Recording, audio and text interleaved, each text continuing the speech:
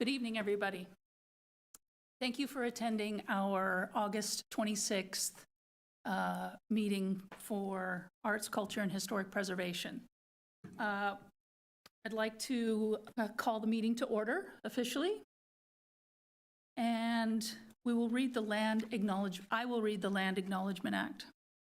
We would like to acknowledge that the land on which we live, work, learn, and commune is the original homelands of the indigenous people of West Sacramento, who have stewarded the land throughout the generations. We acknowledge and thank the original inhabitants who have occupied, maintained, and secured this place, and who still exist on this land. We respect and celebrate the many diverse indigenous peoples and still connected to this land in which we gather. Thank you. Now would everybody stand so we can do Pledge of Allegiance?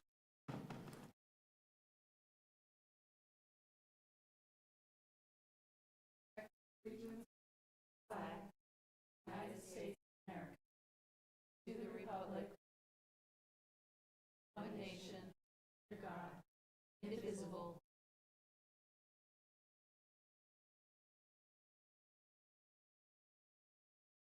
Thank you, Peggy.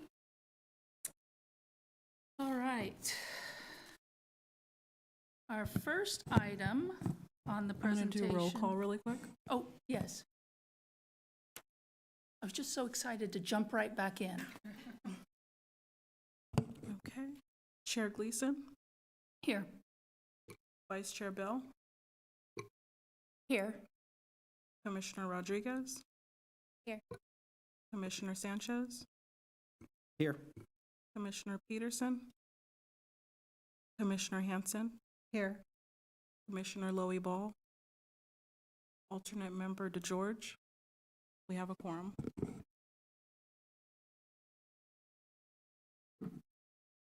Okay. So we have a presentation on the matters with the agenda and jurisdiction of the commission. We are in consent of the approval of the minutes. Do I have approval of the minutes from our last meeting, which was February something? It was a long time ago. 26th. 26th.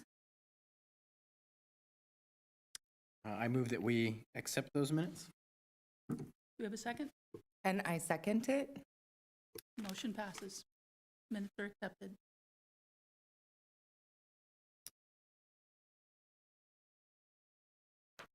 Okay, we have a speaker for the recommendation of public art for the Washington District Neighborhood Park. We would love to hear from that speaker.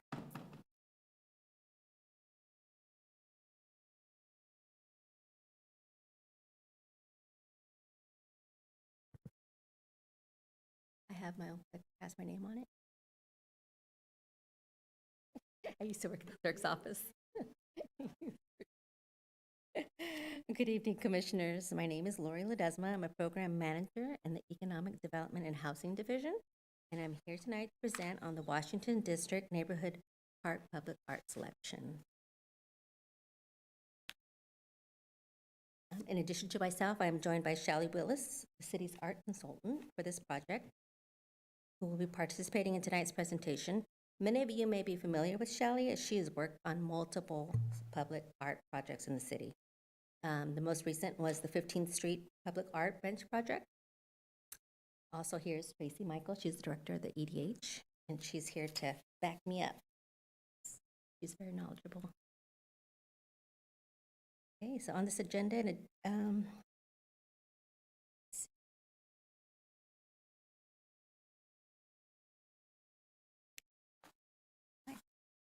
so tonight, our objective is to provide you with sufficient information and background on the process of selecting art pieces in the Washington District. Lorna, can I interrupt you really quick and see if we could have our, if Cheryl could maybe have the screen on our desktops so that it's easier for us to watch your If presentation? you push that little button underneath your thing, it should come up. Did the screens turn off which after I button? pressed input? Under input. Under input, It's a got little it. button, you just The click it. one that I came over and tapped on everybody's screen? Here. Now, my Thank screen you. just- Oh, there. Much better. So tonight, our objective is to provide you with sufficient information and background on the process of selecting art pieces in the Washington District. We will provide you with a little background on this project. Shelley will go over the artist information and the art selection pieces. We will end with our staff's recommendation and our options for our next steps. And we would love to receive any feedback or questions you may have. Okay. So a little background on this project. In early 2024, the city entered into a development agreement with Black Pine Development for the 440 West project. This project includes 106 detached homes in the Washington District. It also includes a new park. And this park will be dedicated to the city, and it's going to be the first one neighborhood park in the Washington District. And it's going to be accessible to the public from dawn until dusk, 7 days per week. And it has a really nice walking loop, shaded play area. It's going to be really nice. I think the neighborhood's going to really enjoy that. And as part of the park improvement, there's a budget of $85,000 for public art, including purchase, delivery, and installation. And you might say, where is this? Oh, there it is. The new neighborhood park is in the Washington District on the corner of 6th and E Street. The public art component will be located at the south end corner of the park site to serve as a wayfinding beacon for the district. Park improvement plans were reviewed and approved by park staff, as well as the Parks Recreational and Intergenerational Service Commission. The park is expected to be under construction shortly, with a completion estimated as early as February 2025. So, soon. So just to give you a little update on the public art policy. The city public art policy was adopted in 2003. The policy establishes goals, objectives, and implementation strategies to enhance and expand public art in the city. The policy also established the Arts, Culture, and Historical Preservation Commission, which you guys are in right now, and you guys provide input on public art projects. The general process for procuring public art is outlined in the policy and includes staff identifying projects and making recommendations to the Arts Commission. The Arts Commission recommendations are then forwarded to the City Council for recommendation. As we know, the policy requires fees for city projects in an amount of not less than 1% of the project cost of a city project. The funds are transferred from the CIP budget to the Public Art Fund, are invested in direct procurement of art for the project. So this Washington Neighborhood Park is estimated to cost around $1.36 million to construct. So the minimum required Public Art Fund contribution is only $13,600, which is really low. And I'm not sure what kind of art you can get for $13,600. The Washington District Art Implementation Plan also calls for advanced wayfinding and placemaking through public art. As such, staff included additional funding for the public art component when negotiating the development agreement and project budget. There is a total budget of $85,000 for this public art component. A combination of park impact fees and Measure G are funding both the park improvements and for the public art.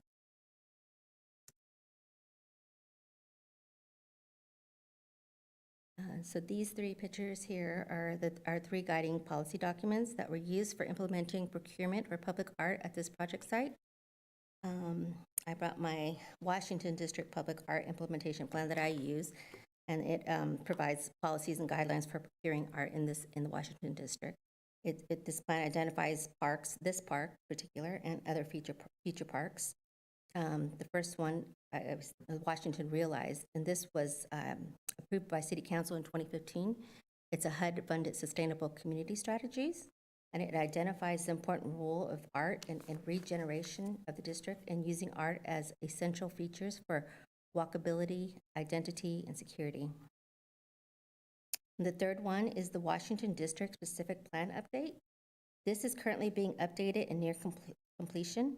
In your staff report, we included the website that is available for the commission and community and the public to review and make comments. This is a comprehensive update to the 1996 Washington Specific Plan and primarily building on the 2015 Washington Realized.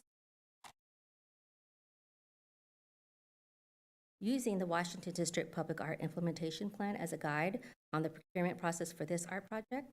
It identifies this neighborhood park to have an art piece that serves as a wayfinding beacon for the district and communicates a connection to the rich agricultural heritage of the Washington District. It also identifies 3 options, which would be the direct selection, open call for qualifications, and calls for proposals. The direct selection is being recommended due to the time frame and the schedule of this project. The park has a completion date as early as February 2025, so purchasing a prefabricated, ready-to-install piece would meet our goal of having an art piece installed for the park's dedication. The plan also recommends that smaller scale projects such as this one use the direct procurement method of acquiring public art based on the schedule, budget, and other efficiencies. Just a little more information on the other options. The open call for qualifications, it requests artists to develop custom proposals for each site. This would be timely and costly. And the third one is the calls for proposals, which is typically reserved for larger scale projects that offer a more robust budget and schedule that affords the artist time to design and construct a piece. So our recommendation is to do a direct selection, and we contracted with Shally Willis, who took on this task of researching and identifying existing public art inventory that would fit the size, theming, budget. We also took into consideration that these pieces have long-term durability and maintenance needs. I'm going to turn it over now to Shally, and she will present to you her findings.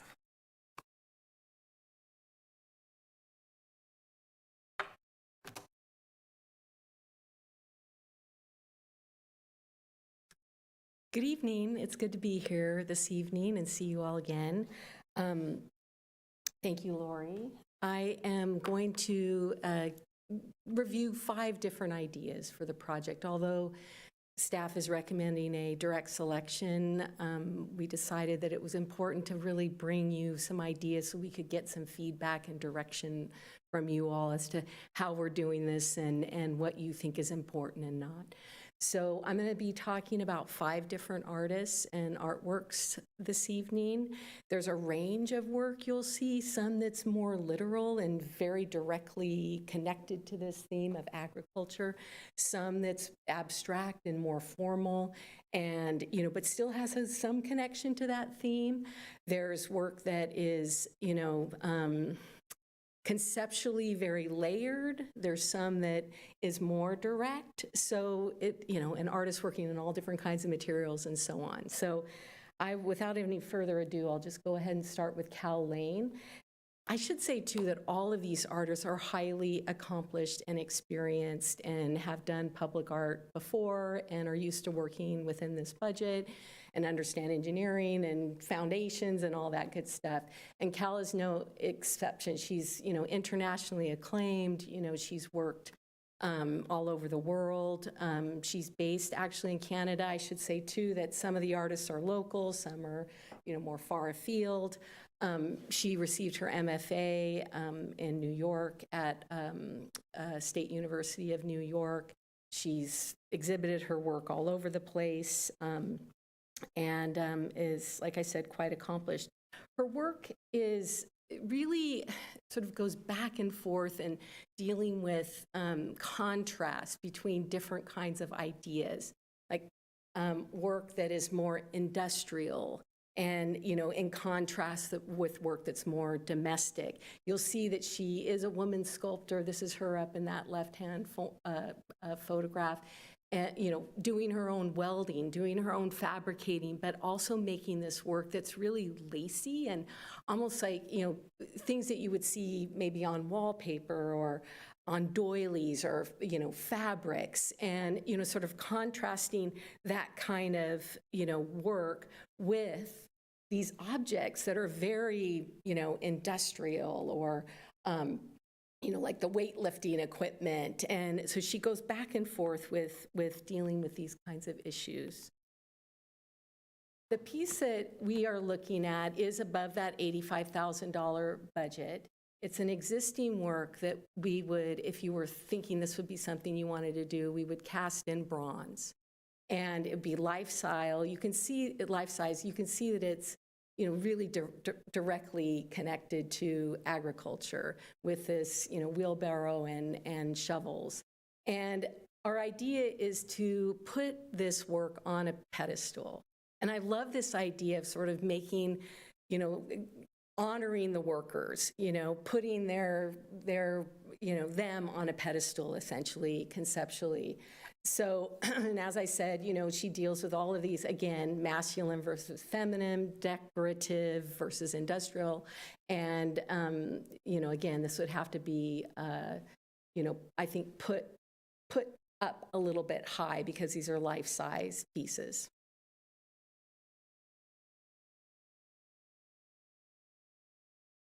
This next artist is Michel de Bruyne. He is also super accomplished. His work has been exhibited internationally at the National Gallery of Canada, among many other museums. His public art can be seen in New Orleans, Paris, and Montreal. He's received awards from the Krasner Pollock Foundation, the New York Foundation in Los Angeles, the Harbor Foundation in Los Angeles, and was a resident artist at the International Studio and Curatorial Program in New York. His approach is to, again, think about these intersections between technology, biology, and physical systems. So he's always thinking about what's happening that we can't see and how does that relate to being human. So he did this series of work that, he's sort of, there's sort of these sculptures that look like they popped out of the ground or grown out of the ground from underneath, of the ground. So he was really thinking about pipes and systems and irrigation and, all of those things that we don't see. And then, it's sort of coming out and being visible. And you can see that those pipes look, organic too. They look, I think, human in some cases. So again, that kind of contrast between the two. So he's proposing within the budget of $85,000 to create 2 of these pieces about this scale, 5 feet, 5.5 feet tall, that would take up that corner area and would be $85,000. The next artist is Gwen Merrill. Maybe some of you know her. Although she grew up in Michigan, she has been in California most of her life. And her work is all about animals. She's, and she studies animals. She actually lives in Los Angeles now, but all of the animals that she creates in various materials are things that she sees or has seen in California. And she has a piece in Sacramento, actually, a large-scale piece, right off of Cesar Chavez Park in one of the big high-rise buildings there. And it's 2 lions. But she makes coyotes, she makes wild animals, she makes domestic animals, and I love them because they're so, she sort of captures the spirit of them without, defining them completely, literally. She makes work that is, life-size and larger than life-size. So this is a piece that's available for purchase. It's a bighorn sheep. And although we might not think of bighorn sheep as being part of this area, there was before the 1900s, there was a type of bighorn sheep that was prolific in the Sierra Nevadas, and that bighorn sheep went all the way to the coast. You could see them, find them, hunt them, all the way to the coastal cities and range. So, it's very important to Native American Indian cultures in this area and community. They were raised by tribes for meat and for clothing.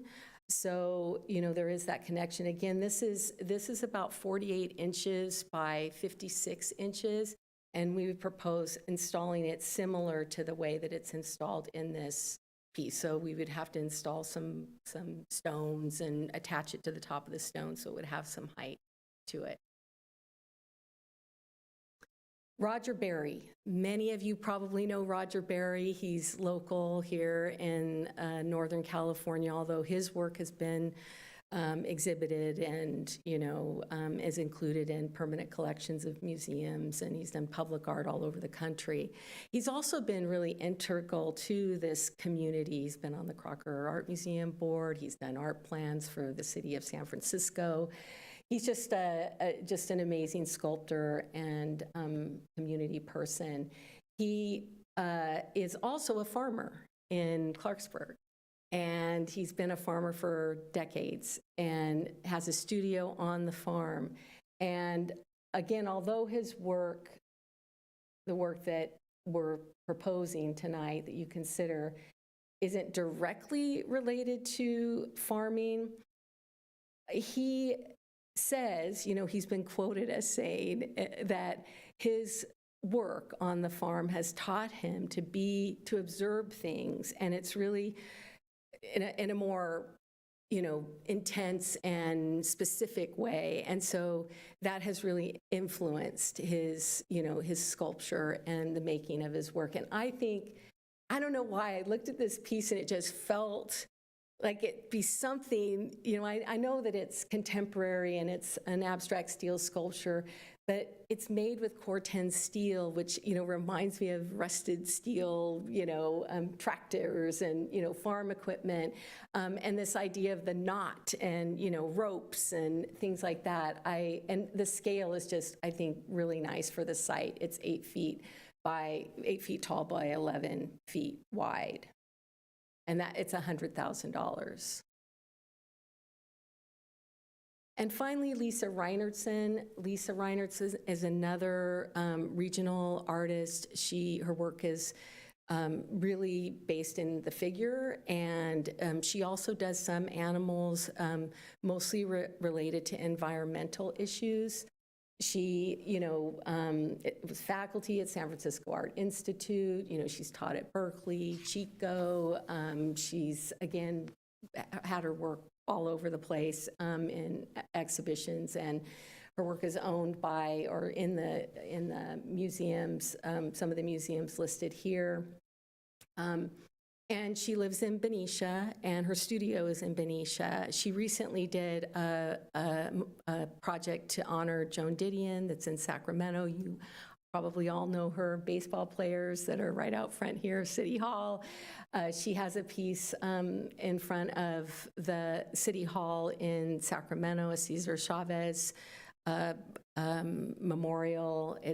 And I've been thinking about scale a lot because Tracy and Lori have been talking to me a lot about that. And will the piece hold the site? Will an 8-foot versus 6-foot sculpture hold the site? That Cesar Chavez sculpture is probably, 5 feet tall at the most, and it's marching towards City Hall. And it really has this presence that, holds that part of the park.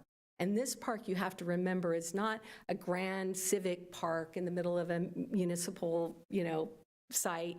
It's in a neighborhood, It's really, I think, a pedestrian level park, although you will see it as you're driving by. So this piece that, I'm sorry, it's kind of not intuitive, is it, to go forward and backward, is called A Day at the Beach. It's 8 feet high.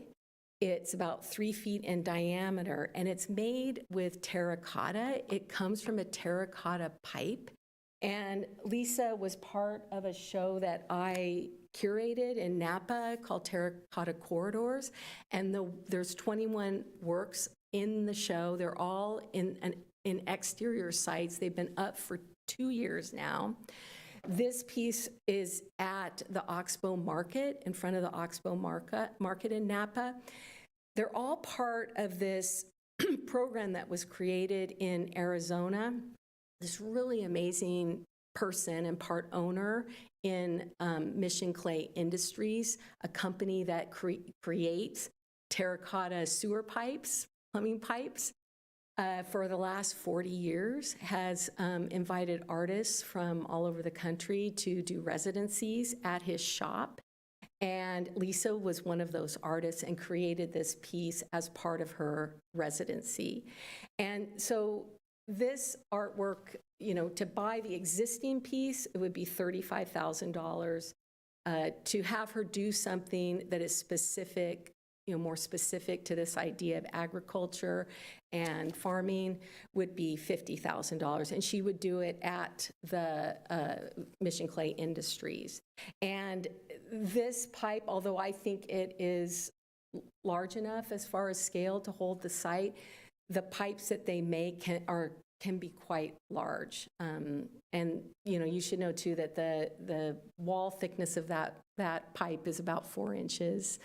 And, they're, I think, more robust even than the June Kaneko pieces that you have down by the barn area, those glazed vessel. You have one there, and then one's in the housing development right across the street. So, but she's willing to do something that's specific to the place. That would take some time, of course. But I'd also like to say that I know this park opens, in the winter, but we're really lucky in this particular site because it's not tied to a building or construction. There's an open area that it will remain open. It's specifically assigned for a sculpture, so we can put a footing in there when we know what the work is going to be. So, if you choose to direct staff to do something that's site-specific, then, I think that even if, we may not come in at that February date, I'll be honest, but, I think that it's okay because it's okay money-wise. We won't have to tear up a floor or take down a wall, to install an artwork. We'll be able to do that pretty easily.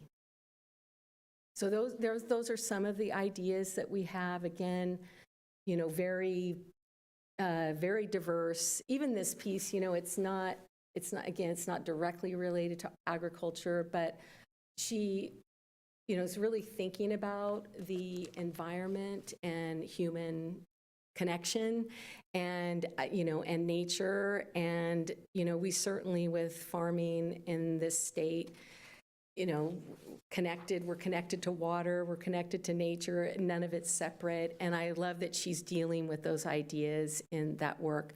I think actually all of this work, I really like it because there are lots of layers to each of the pieces. You can see, okay, this is one, this is a bighorn sheep, but then there's things to learn about that and discover about, like, why this? Why is this in our park? What does this have to do with our city? And so there's those questions that can come up, and I think in all of these pieces. So anyway, I'll turn it back over to Lori. I'll be here to answer questions and, and be here for your discussion and whatever your, direction you're thinking that we should go proceeding forward.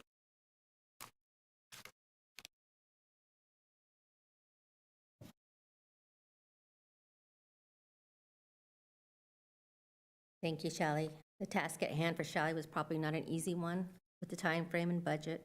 But her knowledge and expertise, she was able to produce these 6 pieces for consideration.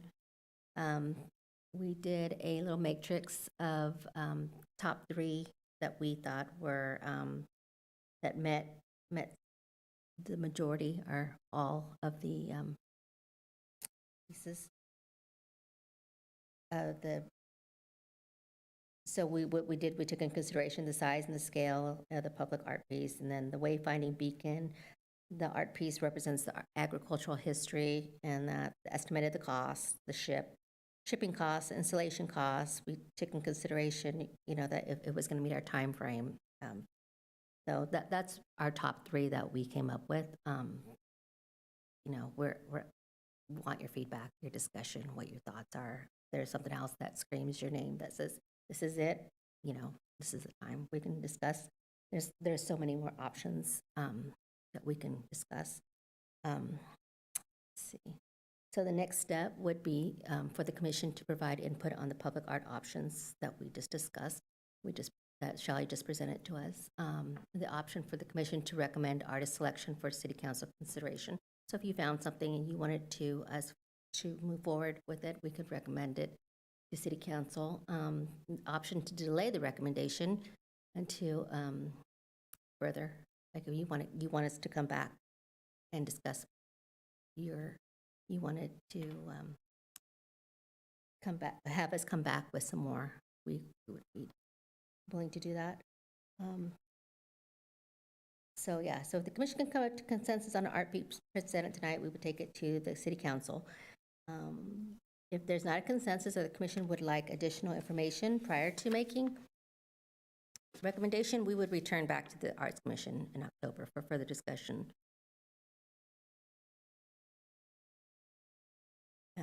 So are there any questions? Tracy's here to help. If you have any questions. Push your button.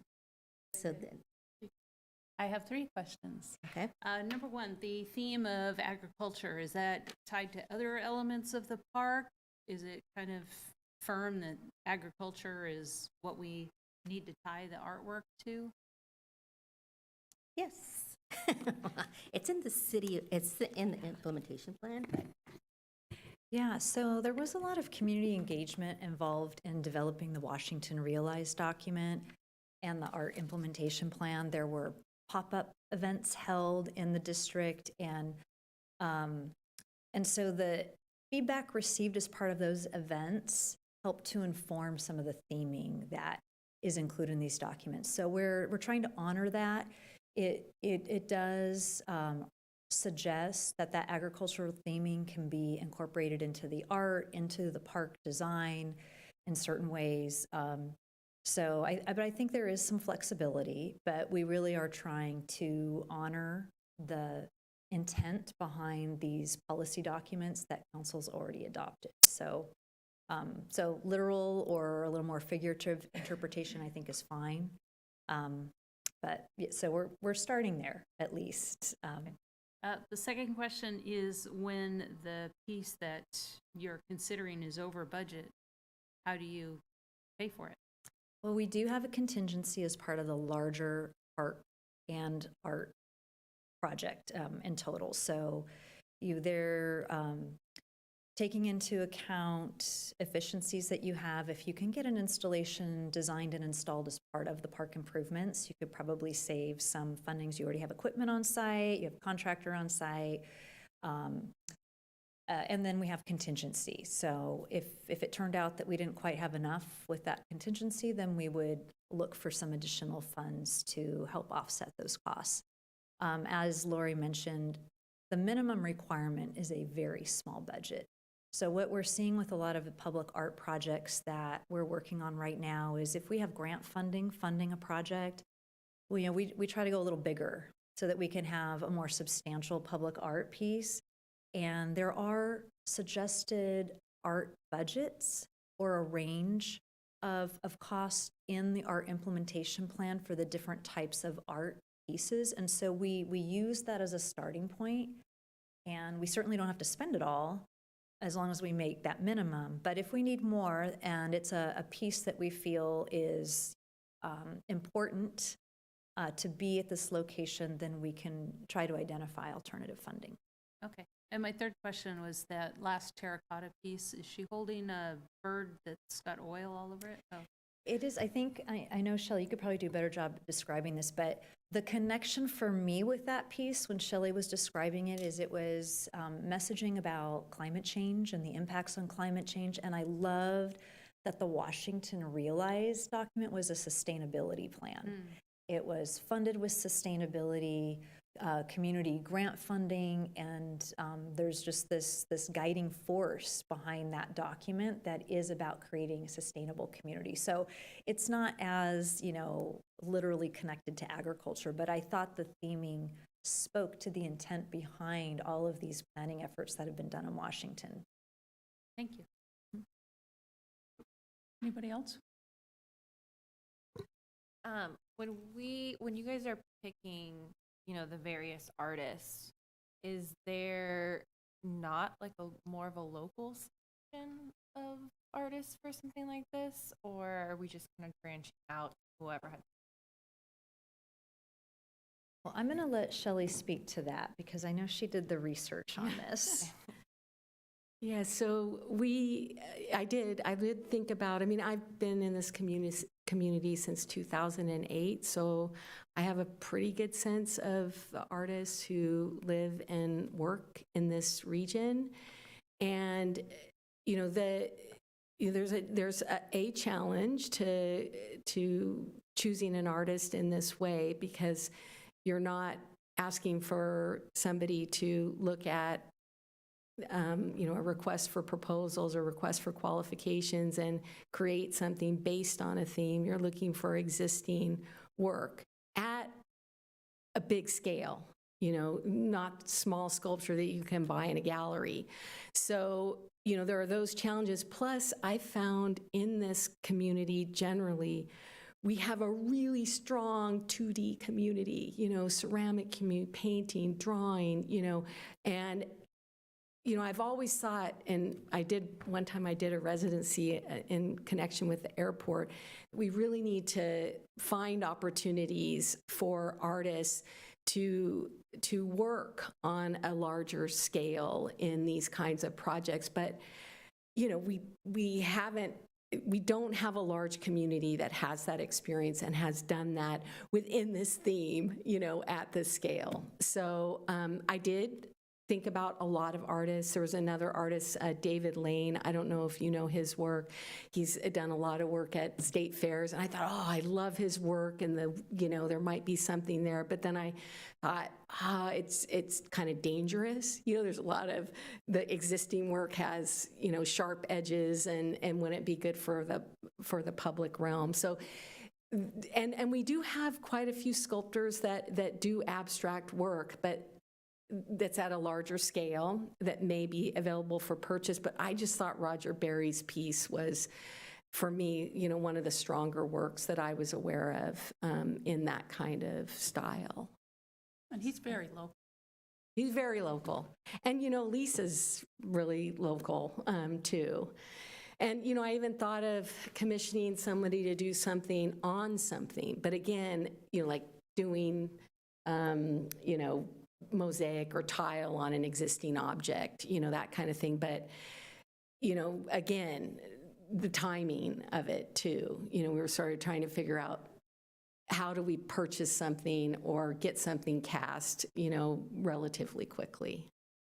So those were the challenges. That kind of ends right where my question begins. Where does staff, I know that the preference sounds like the staff is to want something in place when the park opens. Does that look bad if something's not there in place, or what, has that happened before, just in the past? Like, I'm kind of new to placing artwork in a public park, so. So the developer has a place there in one of these. So they already have the location set. So what they would do is put landscaping there, something easy that they could easily, you know, move up and move it. It's right there on the corner, and there's going to be a bench around it so people can sit around and watch it. It's a good-sized spot, but that's what they would generally do, is put a tree or plants there as a placeholder.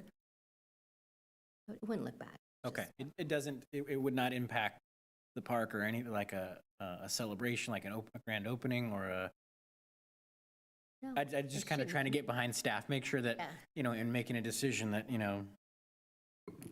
Yeah, no, it's absolutely fine if we don't meet that deadline. You know, there are some efficiencies when you, like identifying the art as early as possible is nice, because if you need conduits for, say, you want some unique uplighting, or say in the example that was shared with one of the terracotta pipes, that there is actually landscaping around the base of that if you want to incorporate that. It's nice to know. It's not a need to know. And certainly if there's a little wiggle room in the budget, as with those terracotta pipes, you actually have some additional funding left over to handle modifications if needed. So It's not required, it's just something to consider as part of the process. Thank you for that clarification.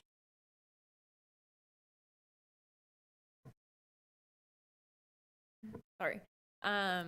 So if we got a custom piece, let's say from Lisa, is there parameters that, as far as, oh, she's only going to do this, or we're only going to, it's only going to be climate change, that type of thing? Or can we say, hey, we want a cow and some rice, or I don't know, something, I think there'd be a few options. We could give her the theming suggestion per our guiding documents, and she could come up with some concepts for additional feedback. We could try to host kind of an event where we invite the community to provide input in order to inform the concepts. That takes a little longer, and it's probably going to be a little more involved and a little more expensive. And we've used a lot of different approaches to all of our art projects. I know many of you have been involved in them, so there's a lot of different ways to get those ideas. And so we can certainly use this commission as a forum for providing some of that feedback to the artists. I think having something custom for the site's really special and cool, and it does mean a little bit more time, but then we would have to define, how we develop the information for the artist to incorporate into her concepts. That's something that usually what we would do is give them, the problem to solve, or what we're looking for generally, but not specifically, so that she could say, oh, this is the theme, it's agriculture in the region, right? Because I whatever. don't want to pinhole her into any particular, yeah. Thank you. I'd also like to just address the custom work. That's one that appeals to me personally because I enjoyed her work, but also in reading this letter from one of our residents, I recognize that it does say coastal area, something that happened at the coast rather than something that happened a little closer to home. So if we could get a custom piece, maybe the specifications could be geographically more local, something that a resident walking past the park could recognize as that could happen here. Thank you. Can you guys hear me? Yep. Oh, am I on? Okay, so thank you very much for the presentation, ladies. Really well thought out, and I definitely understand that we are trying to keep this simple, get the job done, get the art installed. We don't need to make this too complicated. I really enjoyed all of the artists that you have sniffed out and presented. I agree with your matrix. Those were also my faves. I'm also hearing from my fellow commissioners that it sounds like we want something a little bit more personal, a little bit more like homegrown. And I was also feeling this myself. And what I was thinking about with Lisa's work on the terracotta was, what if it was a family watering flowers? What if it was, or what if we had the welder do some beautiful flowers and some people watering flowers? Or like, I love the talent and I love the abstract. I think that it would be really impressive. But it's just impressive. It doesn't really make me go, I love it. What I do love about the Woman and the Goose, is that it's so nurturing, and it's a caretaking. We care for our city, we care for our animals, we care for our plants, so it's something that sort of gives that vibe of, oh, we are nurturing, we are growing, we are maintaining. And for it to be a structure for somebody to play, for somebody to take pictures on. Another thing that came to mind was I have a neighbor that has like one of these huge old dredgers from the Deepwater Channel. And I was like, well, that would be like, that's a giant piece of art. Glaze it in bronze. I mean, I don't know that he would part with it, but he's a pretty cool guy. He might. And so I think that we still have some more thinking to do, is my thought. I love where we're going. I love that we want to be fast and we want to be on time and we want to be on budget. But I also, I don't know. I would like to have a brainstorm session with my fellow commissioners and maybe see what our best thoughts are and add that, and then maybe put Shelley back out to work to maybe go find out who can do that, or with the artist that she already has, sort of vetted, to see if we could make something still on budget, on time, in scale, and meets our theme and our community's desire. Could she be holding a goat? Yeah, a We've goat. got enough goats. A goat. I love it. Just Yeah. something that's here. Yeah. Yeah. So, some of these artists are, I think all of them would be interested in doing something that is site-specific. That's what you're talking about, something that's site-specific. We give them the theme, or the art plan paragraph, and say, we want you to meet this goal. And we give them the budget and see if they're interested. I'm pretty certain most of the artists would be interested, with the Gwen might be quite a bit higher in her costs, but definitely, I could ask her if she would be interested. It's just time. It just takes more time. And so what we would do is, if you said, Shelley, we'd really like to see proposals from 2 or 3 of these artists, I could go back to them. I could say, we'd like to pay you an honorarium to do a proposal. Here's the paragraph in the art plan. Go for it. And we could bring those proposals back. We probably have to give them a couple months to do that. And then, choose a winning proposal. And then it, could take anywhere from 6 months to a year, probably 6 months on the inside. And, I think with all of these artists, probably a year would be enough to fabricate and install. So you'd be late. I would like to. So I agree with the direction that you've taken on purchasing a direct selection. Because of the time, this isn't a huge park. One of the parks that we have coming up, Heritage Oaks, that's a big park. That's going to be something that I see personally putting a proposal out and being very specific. I think there are a lot of things here that, as you mentioned, Shelley, in your opening remarks, of how they all relate and why you chose them. Some of them are exquisite, but don't meet, I think, the wow factor. Or I think the biggest thing when you look at this is the location of where this is at. It's right on a corner. It is supposed to anchor this park. So it needs to be something substantial. If we put a proposal out and we're looking for something substantial, we're not going to get anything more substantial than this, and it's going to cost us more than $85,000, I'll tell you that. And we're going to be installing it a year from February 26, because there's no way. Cal Lane stuff is beautiful. It just doesn't hit the mark size-wise to make an impact. But it is stunning, absolutely stunning. If this was in front of a museum or a gallery, the Michel de Bruyne is very conceptual, great, but it's not for a park. People in the community are not going to get that much out of that sculpture and go, this is what we paid $85,000 for? Because it's a community park. It's not in front of a museum or a downtown area.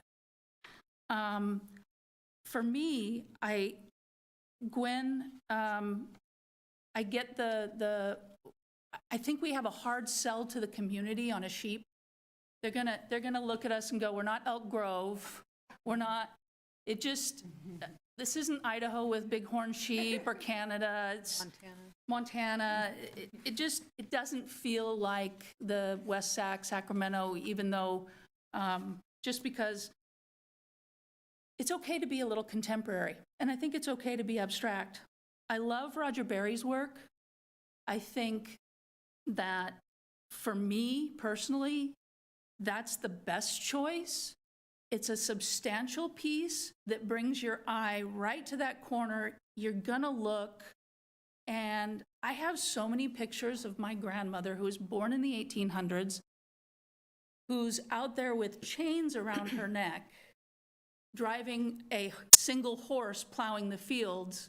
And she was agriculture. She had 15 children.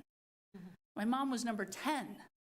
So when we think of, and kind of what Peggy Bell said, how many, if we drive down Jefferson or Otis and we see all this rusted old farm equipment, that's very agriculture to me. I personally think this is the best one on many things. Now, because this is a piece that he already owns, and he did not have a chance to fit within our budget, and I don't like to ask artists to downgrade their budget, but could he do it for a little less? Could he do it for $10,000 less? Is that an option to ask without being disrespectful to his art and his craft? I did ask him. Already did it. And it was a pretty hard no. That's okay. Yeah. I respect that. I respect an artist that knows what their worth is. I think it's well worth the $100,000. But that is my opinion on those that have been presented. I just think about where's the 2 years ago, we had the lighthouse thing. Yes, I remember. It was. So I missed that one meeting. So there's still nothing there. Bench project, still not there. I can tell you that these kinds of things take a long time, because they're going to come back with a prospectus of saying, here's what we'd like you to build something off of. They're going to need 2 to 3 months. Get the schematics. We're going to have another meeting. And this costs time of hiring, continuing the hire of Shelley Willis, continuing our staff at the Parks Department.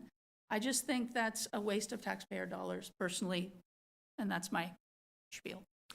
You're right, Cheryl. It on average for a public art project, it takes 2 years, and a lot take 4 years, 5 years sometimes. So it is a process, and that's 35 years of doing this work. On average, that's the amount of time it takes. And it's because it's a combination of construction, but it's also a community process. It's what we're doing right now, involving the community, getting feedback, moving to the next place with that feedback.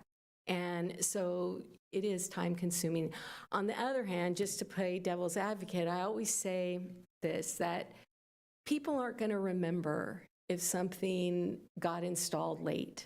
They are going to be proud of a really important work of art at that site.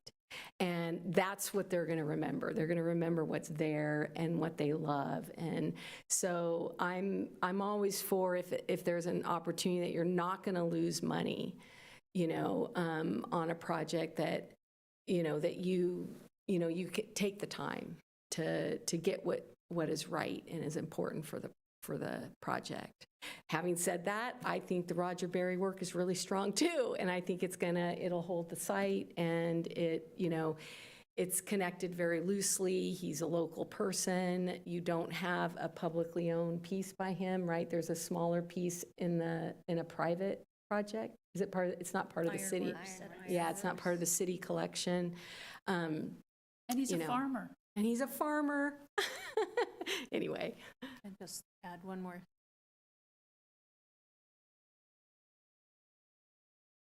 No, you're not. There you are. My only concern would be, since you did go to the community and ask them about theming and agriculture came out strongly, are they going to see this piece and it connects for them? As this is what we asked for and we got it. I don't know, I can't read their minds. I don't know if that's the answer. Can I kind of chime in? That's actually, Please. that's really what I want to pick up on. I live in the Washington neighborhood. I'm the fourth generation. My kids are the fifth generation in that neighborhood. We often don't get new things in our neighborhood. So it's really exciting to see that. I live and work both like 3 blocks away from here. Really cool to see art pieces. I think my fellow commissioners, as well as you guys, have really balanced out. I think that was very good insight as to where cost versus time versus, what it takes. My artwork is quick. And I'm new to placing art. And, but when it comes to the area, I think that neighborhood, considering the history of that neighborhood, is kind of important. I know that there's a large history and still a large presence of indigenous population there and community groups there. I know the peoples there, it was once an Italian and a Portuguese and later a Mexican community that was full of a lot of immigrants. My family being Mexican immigrants, there's a rich history there of filling every inch of your land with something that you can grow and eat.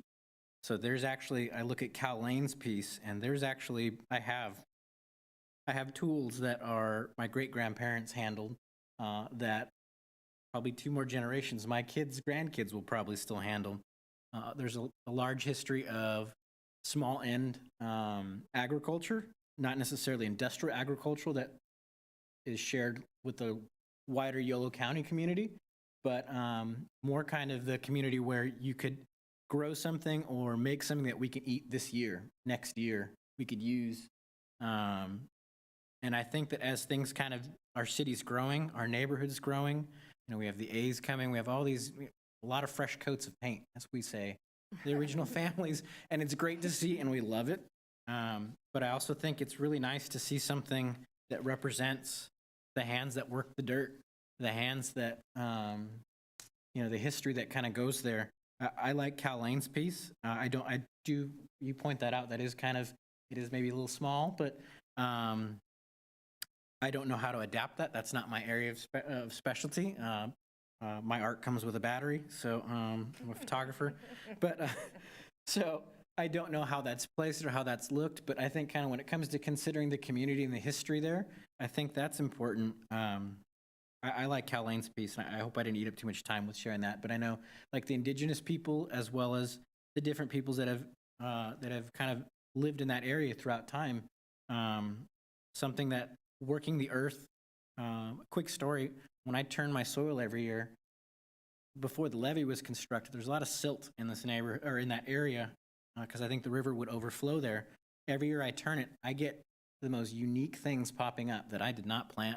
That I think I wonder if my great-grandparents planted. I wonder what generation, what group of people planted that, and it's that fertile there that you turn your soil just at the right time of season, and you get surprises. So that's why I think the shovel is interesting. I don't know if that contributes to larger conversation, but I hope that's my 2 cents. I understand the city's piece and making it timely. I understand making it personal and staying within budget. I didn't really contribute much. I just put a lot on the table. So. That is contributing. So I just wanted to come back to the Lisa Reinertson? Yes. And her piece. And if she could do something custom, I think that this could kind of like hit all of the bells. Whether it is, something that lends to what my fellow commissioner was just speaking of, this sense of, let's respect that. Like, you could do so much. You could almost do like a mosaic of, through the generations and leave an enough of Okay. but something that speaks to what the commissioners have been saying, and I think that asking Lisa to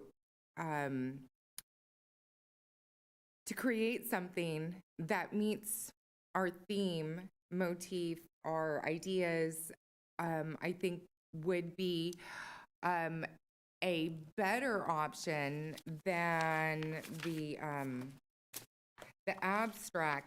Just, even though I do love the abstract too, I think it's, it meets the wow factor, but as my commissioner was saying, that it just doesn't really mean anything to our community, especially the Washington district. So as much as I love it, my other thought was, well, maybe we could put it there for a few years and then move it later. I think that might be kind of ridiculous, but a way for us to repurpose art. We could meet the needs, know that maybe we're going to move it out to, I don't know, put it on another development site or in another park or in conjunction with another piece of art, how it might work together. So those are my final 2 cents on. Shelley, how quickly do you think Lisa could get mock-ups of a couple designs? I have no idea, but I would say, knowing her, within, probably by your next meeting, which is in October, right? I can shoot for that. Do you think we could do that? Yeah, sure. I had a good conversation with her and told her what everyone was thinking on the staff, that we might want to purchase it, might want to do something else, even might want to do something in bronze, which was a lot more expensive, of course, but. Because that is my second choice, is the Lisa, Ryerson. because I do love the terracotta.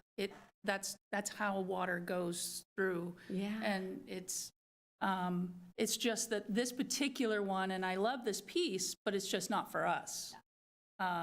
It doesn't fit anything here in West Sac. Let's hope it never does on that. We do. I see them all the time I walk So on I the don't want, levees. Yeah. creosote maybe, but not grease. So can we, Make a motion to do what? Can I ask one more question? yes, please. So I'm also interested in the terracotta pipe. So I'm just wondering, out of curiosity, this one is only on the painting of the young woman's only on one side, it appears.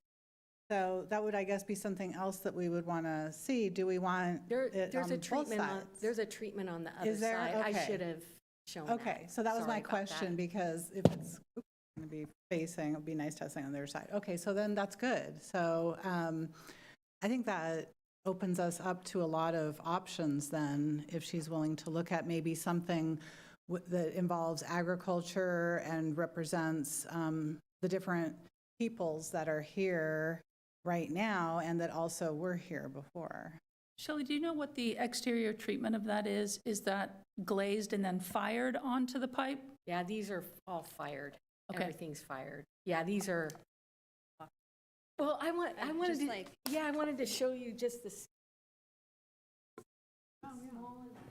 If there is a website we could reference so the public could view. See, I like the,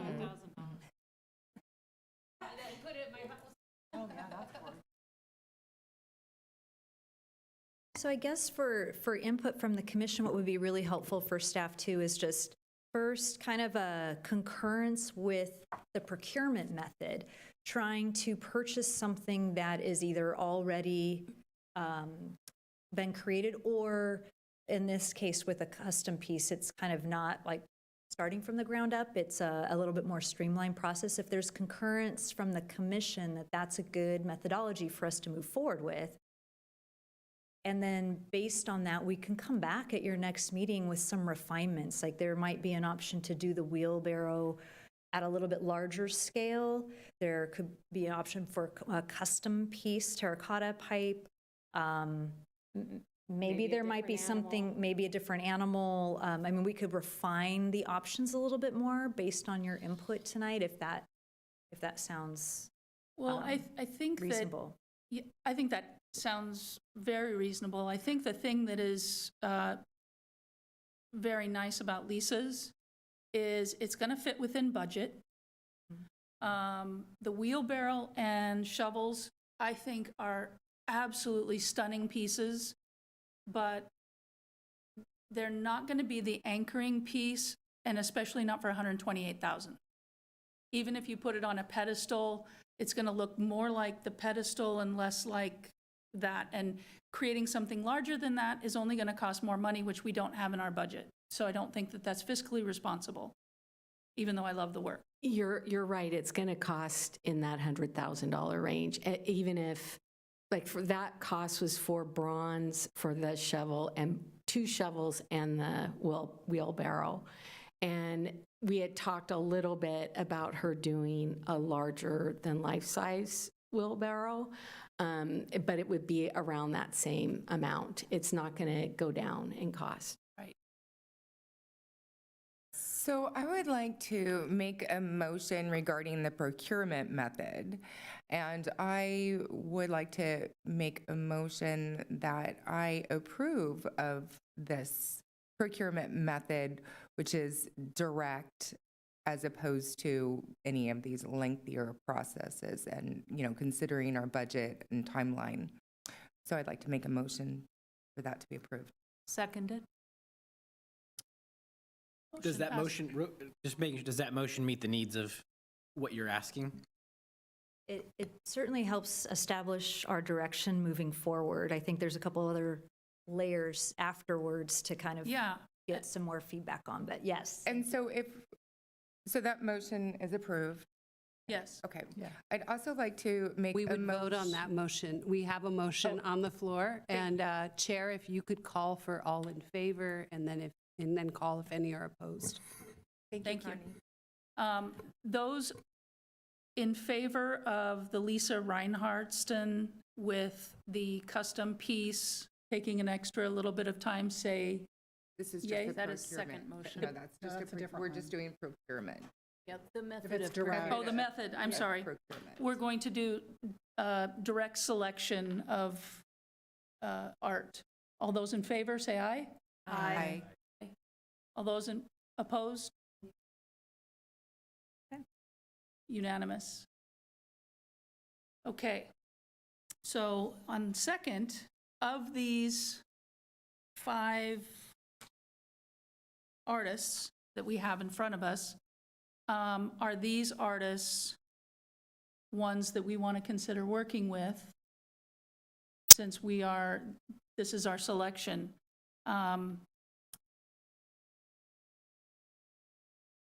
I would like to make a motion for us to reconvene and meet in the October commission meeting, and for some of these artists that we discussed, Lisa Reinert's son's opportunity, and maybe in October she can present some of her ideas.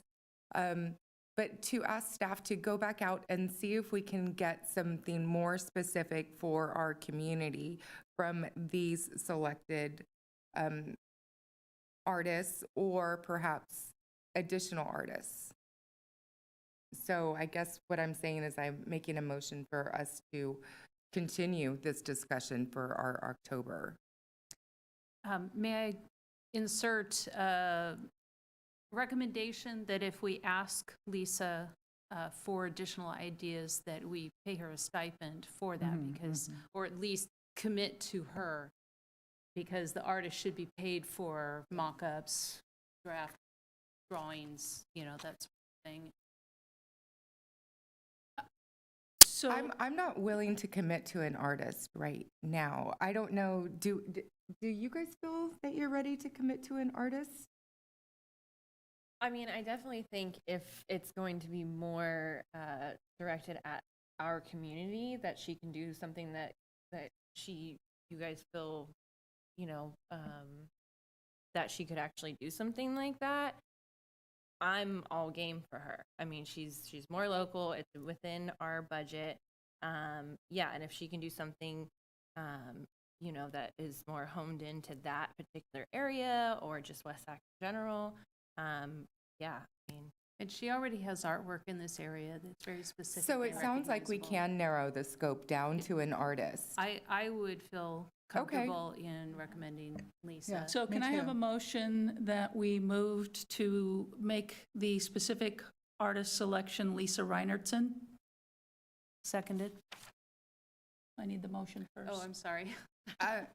So I would like So to make a moved. motion for Lisa Reinertsen to be our selected artist and for staff to continue to work with this artist on renditions or art pieces that would be more specific for our particular project, but still on budget.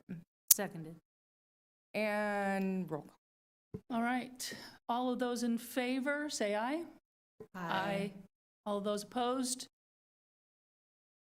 Motion passes unanimously. All right.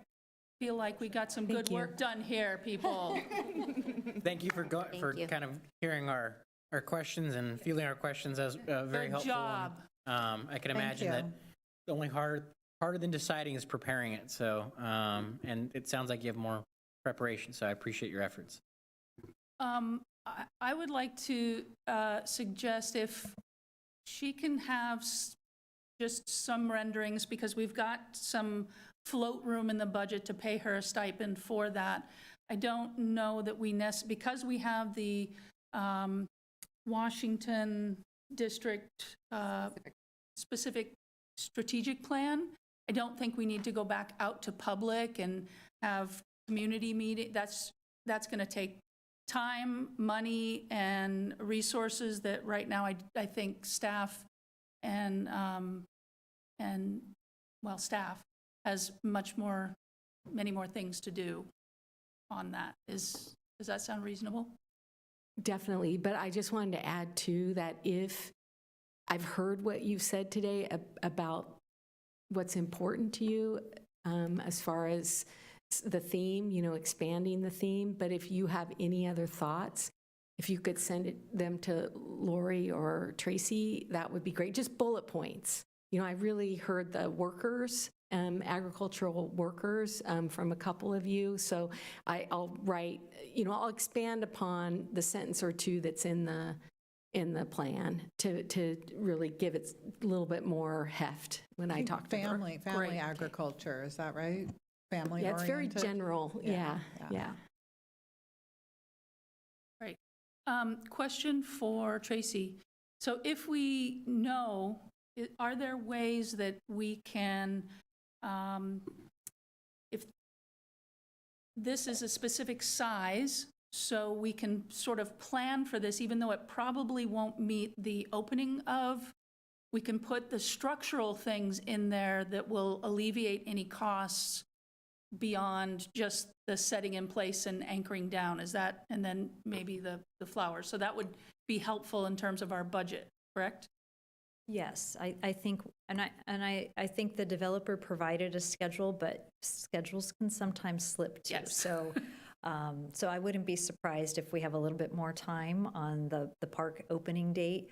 But yes, we can absolutely consider a couple of different options that help to prepare the space a little bit more efficiently so that when the art piece is ready, the installation can be very streamlined. Perfect. Thank you.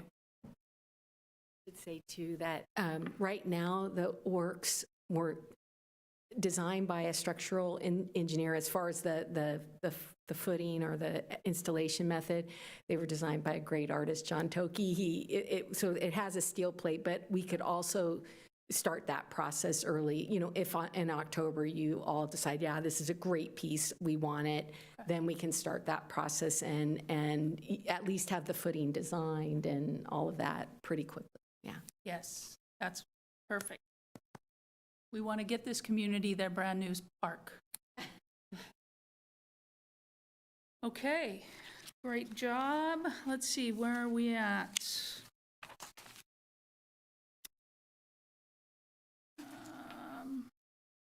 Okay, does any commissioners have anything that they? We're actually on the director's report, so we'll go to that I next. don't have that. Yeah. Part 4, general administration, or Sorry, I don't have that page. No, okay, so director's report. I will be giving the director's report tonight. Good evening, Connie Leak, Recreation Manager. Bear with me, it's a long one between this commission, the other commission, and our department in general. There's a lot going on, so I'm going to try to give you the brief director's report.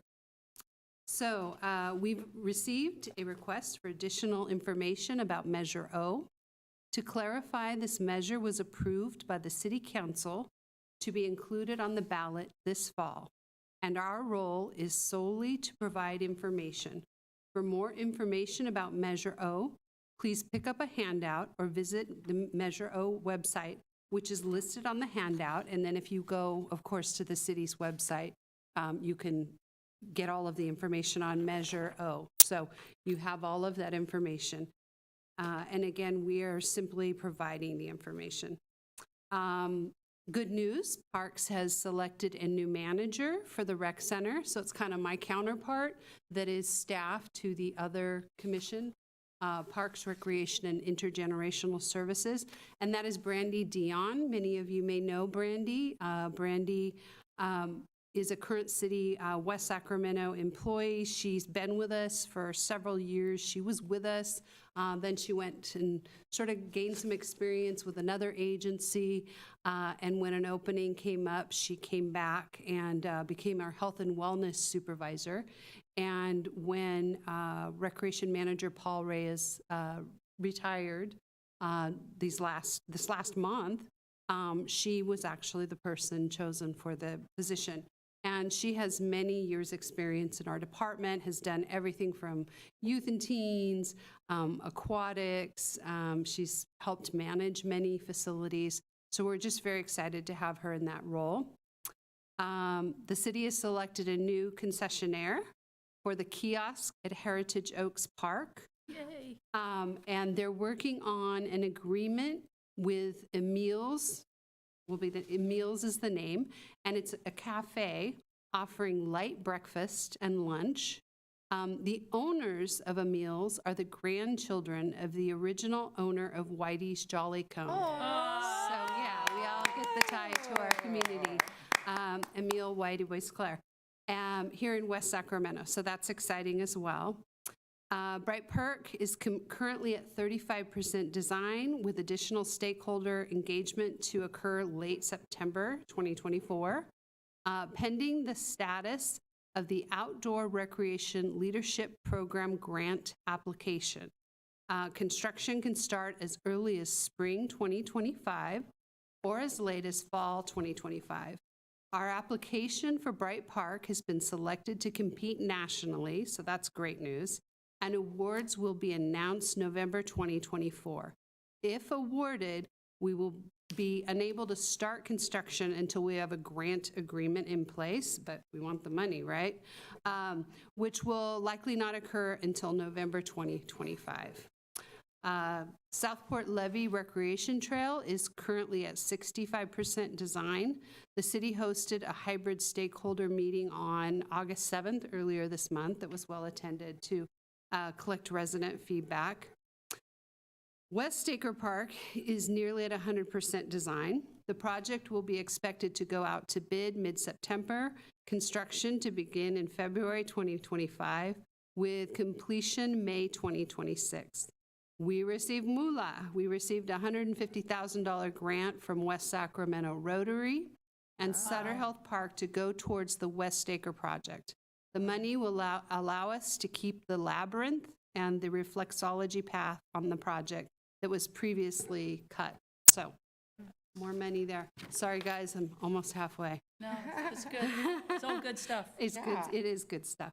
Heritage Oaks is expected to be at 100% design by September, out to bid October through December, construction to start March 2025, completed by September 2025. Bees Lake project is nearing 100% design and working through permitting process. Park signage will be presented to this commission by the end of the calendar year. Construction should begin summer 2025. More money. West Sac Play donated $30,000 to the Parks Department that went towards 5 hydration stations. So these are neat hydration stations that allow you to fill your bottle, but also allow you to fill your dogs below so they can get some water. You can hydrate your animal and your pet, as well as your bottles. There are 5, and one is at Bridgeway Island Park, 2 at Alice Norman Playfield, and 2 at Riverwalk Park. And West Sac Play, in more of their fundraising for us, they're hosting their Farm to Park event September 7th. And so they'll be raising more funds for, their next donation for us that they do this fabulous stuff with. I want to remind you to please join us at Drake's the Barn for the last Rhythm on the River 2024 summer concert this Thursday, 5:30. Be there or be square. And it will be Latin old school night. Sol Peligro and Clean Slate Band will perform. And Sol Peligro is a lot of fun. So very danceable, very hip. So come out and enjoy and make the last concert. Let's see, skipping over to Gallery 1075 across the street at the Community Center, showing September 5th through 27th. Will be Color and Light, which is an exhibit by Jennifer Mayer. And then the reception will be held September 5th, and that will be at 6 p.m. Running in the Black Box Theater through the month of September from the 13th through the 29th will be A Raisin in the Sun. And tickets are available on Eventbrite. And I want to ask you to please keep your eyes peeled as you drive down 15th Street in our beautiful community by Fire Station 41, because slated for the last week of September, tiles are supposed to start being installed by Studio KLY, our artist, and should be done that first part of October. And you will be hearing about an exciting celebration, cut the ribbon, sit on the bench. And that'll be really exciting because we had the tile making celebration this time last year, where the community made all our hands-on tiles to add to the artist tiles. And those have been fired. Some they've added a little color to them, and those will be on there as well. So people will be able to come back out and look for the tile that they created. And I think at least one commissioner here Oh, yeah. I've was got some there and tiles. made tiles. Yes, so very exciting. So more to follow on that. Another show we have coming up October 2nd through November 3rd is Pathways to the Garden, and it is an exhibit by Veronica Kovatz Sanchez, and it will be at Gallery 1075. And then the reception will be hosted on October 25th at 6 p.m. And coming up, some cultural community celebration. Join us for Arts in the Heart on Saturday, October 19th from 11 to 1 at the Community Center. And it is a celebration of arts diversity in our community. It's a family-friendly event that has a lot of music and dance and performance and activities. And it also features our Community Dia de los Muertos altar inside the community center. Okay. And then on Saturday, October 26th, get your Halloween costumes on and get over toward the rec center and the high school and come out for the huge, safe trick-or-treat street celebration in the community. A bunch of city departments come out and have booths, everyone from fire, public works, police, ourselves, the home run. And then also we're joined by some of our community partners. And there's lots of treats and candy, games and activities. So as you can tell, it's very busy. And that concludes my director's report. Thank you, Connie. You got a lot going on. Plus, if you have not seen Harry Davies' work at Gallery 1075 that's up right now, I encourage you to. It's encaustic, it's stunning. And she is local, and they've been here for 38 or 40 years. And her husband own they paint trucks and cars. So she's a lovely, lovely person. Just met her at the reception. So check out her work. Anybody else have anything for the commissioners' thoughts, comments? Please. You want me to share it so you don't have to shameless? Oh, that's okay. I'll be shameful. Okay. So anybody who lives in the Southport area probably gets this free magazine, Southport Neighbors, in their mailbox now. All right, well, you usually see a happy family on the cover all the time, and I reached out months and months ago and said, would you consider just featuring an artist instead of a family? Because my husband's private, he didn't want to be on the cover. And then they said no, and they got a new owner, and the new owner's like, yeah, let's try that. So I'm the inaugural artist who is featured for July, Southport Neighbors. And I was able to put in a plug for our commission and ask our community to embrace public art. Bravo. And not only have they done that, but they have now featured back-to-back artists. Oh. Yes, I also put a bug in their ear for the Belissaras, Yeah, and so. which got August, so Yeah, they were in the following. they're on an artistic frenzy at the Southport News. All right, anybody else? Yeah, I do have something. So I have a little event that I'm hosting at Julietta's Winery. It's yoga and wine. It's going to have me as the yoga teacher. A friend of mine's daughter is going to do the sound bath. I have Grazing Gouda doing the charcuterie, and then we have a local gal who she does massages, is going to do little mini massages. Anyway, I have little flyers here if anyone's interested. It's for September 7th at Julietta's in Clarksville. Thank you. All right, with that, we are adjourned. My goodness. That was a big